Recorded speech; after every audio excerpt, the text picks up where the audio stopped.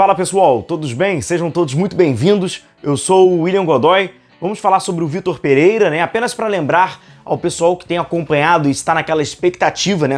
Quando o Flamengo vai anunciar o Vitor Pereira, né? Quando o Flamengo vai oficializar, né? Mostrar aquele anúncio e tal, dentro dos próximos dias. Pode ser das próximas horas? Pode. Pode ser nos próximos dias? Também pode, porque é uma questão agora um pouco mais burocrática, né, empregatícia, inclusive, mas o acordo do salário com o Vitor Pereira já está, é questão de tempo de contrato, a princípio, estamos falando por um ano, né, é por uma temporada essa assinatura do contrato, né, esse tempo vigente desse contrato do Vitor Pereira com o Flamengo, até o final, né, de 2023, então isso tudo pode ser já oficializado nas próximas horas, é uma questão um pouco mais burocrática, uma questão um pouco mais de documentos, mas o representante do Vitor Pereira, né, que é o Bruno Macedo, o empresário que trata, né, faz essas relações mais burocráticas, papelado com o Flamengo, já está tudo muito bem adiantado, então pode ser realmente, de fato, que nessa próxima semana, tá, o Flamengo já faça o anúncio e seja já oficial Vitor Pereira no Flamengo. Mas já vamos falando sobre ele, e agora a gente vai falar um pouco sobre uma vantagem, onde, na minha opinião, vou mostrar para vocês,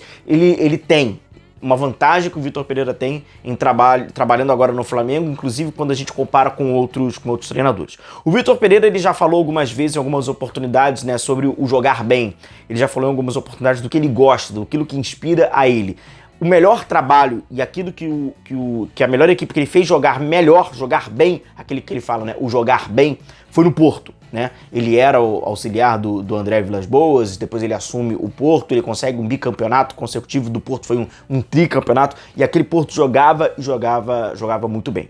E as inspirações que o Vitor Pereira tem, inclusive ele fala lá no início da carreira, que ele tem as inspirações assistindo alguns jogos, são três times, né? É o Barcelona, de Johan Cruyff, o Milan, início dos anos 90, de Arrigo Sacchi, e também do início dos anos 90.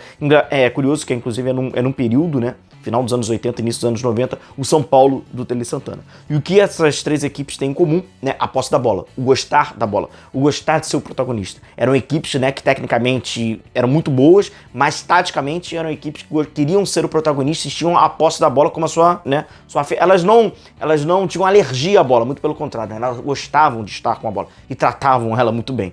Times agressivos, com e sem a bola. Inclusive, sobre isso, o próprio Vitor Pereira já falou em algumas oportunidades, né? Abre aspas. O futebol que eu gosto de ver jogar é um futebol dominante, um futebol jogado no campo do adversário, um futebol de posse, de muita posse, de uma transição defensiva agressiva. A gente vai acabar passando muito pelo comportamento sem bola, né? Vale lembrar, né, que o Vitor Pereira, assim como vários outros treinadores portugueses, eles tratam, né, o futebol de uma forma separada, né, a parte organização ofensiva, organização defensiva, transição ofensiva e transição defensiva, e alguns outros treinadores e alguns outros analistas, enfim, professores acadêmicos, né, tratam também como bola parada ofensiva e bola parada defensiva, mas sobretudo organização, ofensiva, defensiva, transição, ofensiva e defensiva. E o Vitor Pereira fala muito, né, sobre essa questão da organização ofensiva, que ela é muito importante, e da transição defensiva. E aí, quando ele trata da transição defensiva, ele trata sobretudo da questão sem bola, quando você marca alto. É uma forma com que o Vitor Pereira gosta, é de marcar alto, é de fazer uma marcação um pouco mais alta, uma marcação um pouco mais pressionada. Contudo, apesar dele gostar desse estilo, ele reconhece que em alguns momentos chega a ser, até ele usa o termo, é impossível, abre aspas. Só que é completamente impossível. Haverá momentos que não é possível nós pressionarmos, e então temos que saber também jogar nos outros momentos. Temos que saber jogar num bloco mais compacto, às vezes mais baixo.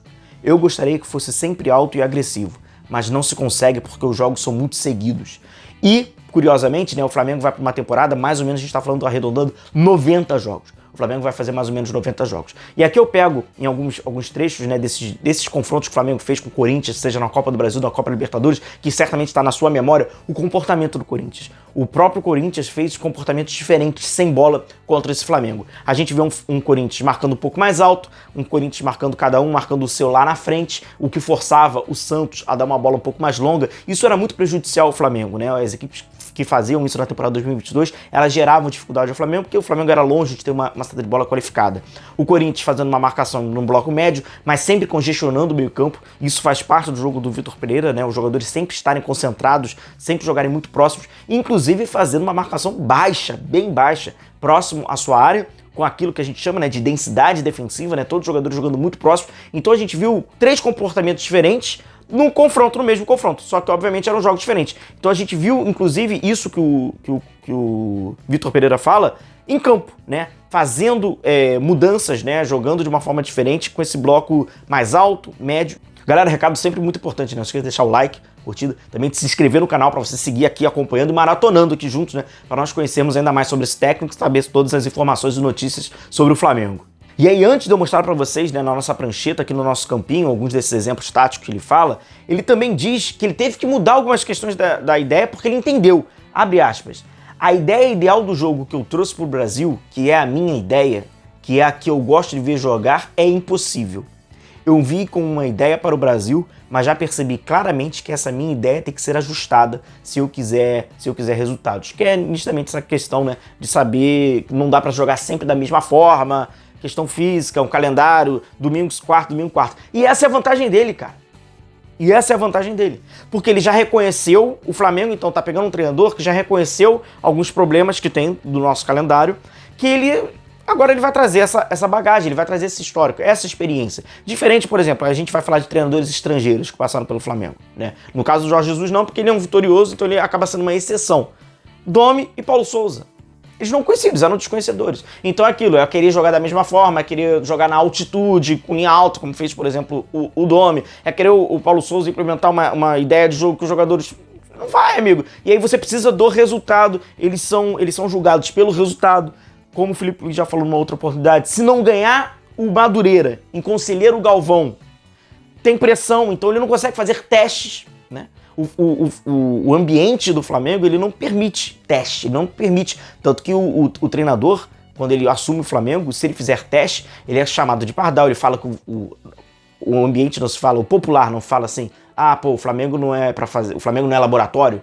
Os caras querem que um treinador que não conhece nada, ele faça observação sem fazer laboratório, sem que seja laboratório, sem que seja teste, porque precisa da necessidade de resultado. Então por isso que a gente fala, é uma grande e larga vantagem que o Vitor Pereira tem sobre os outros, porque ele já conhece, obviamente, não o Flamengo, mas ele já conhece o ambiente do futebol brasileiro, ele já conhece o calendário e ele já sabe de algumas limitações. O que o Vitor Pereira havia falado que ele gosta? Dessa pressão alta, que certamente vocês têm na memória, que o Jorge Jesus gostava dessa bola mais alta, né? Dessa pressão alta. Então é disso aqui que ele tá falando. Então é óbvio que ele gostaria de jogar assim, é óbvio que ele fala dessa pressão, desse pós-perda, né? Que ele gosta de tentar exprimir a saída de bola do adversário, aquilo tudo que a gente já sabe. Contudo, ele mesmo assume que com o calendário, porque existe uma exigência... Isso aqui não é fácil de se fazer. Isso aqui é sincronia tática, interpretação dos jogadores, né? E exigência física. Não é fácil fazer isso aqui. Então ele fala que se fisicamente, né, o calendário não te permite, muita bola nas costas. E qual é a questão da bola nas costas? É a bola tá descoberta. No primeiro exercício que esse time fizer de uma marcação sob pressão, e por exemplo, camisa 8 ou camisa 11, que estão próximos ao adversário que é o possuidor da bola, ele não for ativo, ele não tiver fisicamente bem para fazer isso aqui, então ele vai fazer uma marcação frouxa ou ele não vai cobrir a bola como deve, ele vai estar com a bola descoberta, esse cara vai conseguir fazer o lançamento porque você vai dar muito campo. Com isso ele vai sair na profundidade. Então o próprio Vitor Pereira percebeu isso, mudou em alguns momentos para ele ser competitivo no Corinthians e conseguir o quê? Resultado. Então essa é uma larga vantagem que ele tem. Ele não sai direto de uma cultura de um futebol completamente diferente e vai para o futebol brasileiro. Esse processo ele já fez, ele fez no Corinthians. O Flamengo já pega o Vitor Pereira mais preparado. Isso quer dizer que ele vai ganhar? Não, é sempre a gente tem que enfatizar o óbvio às vezes. Não, porque é futebol.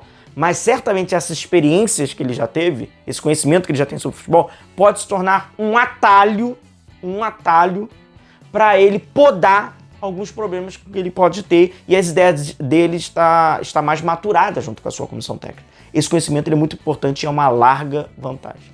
Valeu, galera. Um forte abraço a todos vocês. Se cuidem. Tchau, tchau.